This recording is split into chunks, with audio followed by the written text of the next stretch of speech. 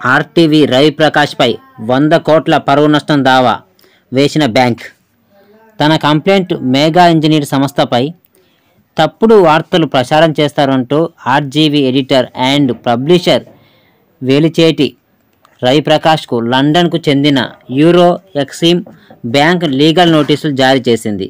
తప్పుడు వార్తలు ప్రచారం చేసినందుకు గాను వెంటనే క్షమాపణ చెప్పి సోషల్ మీడియాలో ఆ వార్తల లింకును తొలగించాలని స్పష్టం చేసింది.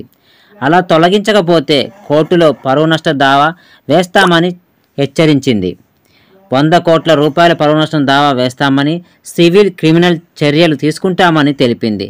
యూరో ఎక్సిమ్ బ్యాంక్ తరపున చెన్నైకు చెందిన advocate BSP Prakash Kumar RTV editor రవిప్రకాష్కు నోటీసులు పంపించారు.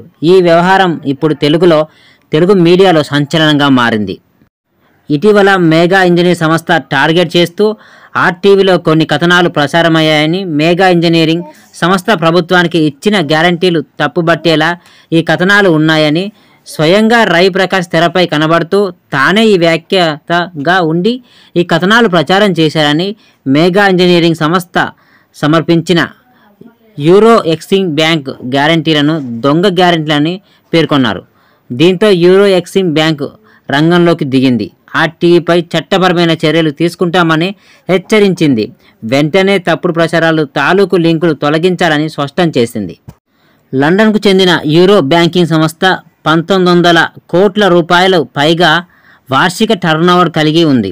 అయితే ఆర్టీవీ కథనాల్లో ఆ బ్యాంకు వార్షిక టర్నోవర్ని కేవలం 8 కోట్లుగా చిత్రీకరించే ప్రయత్నం చేశారు. ప్రపంచవ్యాప్తంగా ఆర్థిక కార్యకలాపాలు నిర్వహిస్తున్న యూరో బ్యాంక్ భారత్లో పలు ఇన్ఫ్రా కంపెనీలు బ్యాంకు గ్యారంటీలు ఇస్తుంది. మెగా ఇంజనీరింగ్ సంస్థ తరపున కూడా అలాగనే గ్యారంటీ ఇచ్చింది. ఈ గ్యారంటీలపై ఆర్టీవీ ఎడిటర్ రవిప్రకాష్ అనుమానాలు రేకెత్తించేలా కథనాలు ఇచ్చారు. అవి దొంగ బ్యాంక్ అని, దొంగ గ్యారంటీలని తీర్మానించారు. దీంతో యూరో ఎక్సిమ్ బ్యాంక్ నోటీసులు జారీ చేసింది. ఈ కథనాలతో తమ బ్యాంకు ఆర్థిక నష్టాన్ని వాటిల్లుతుందని, పరువు ప్రతిష్టలు దెబ్బతింటాయని ఆ నోటీసులో పేర్కొంది.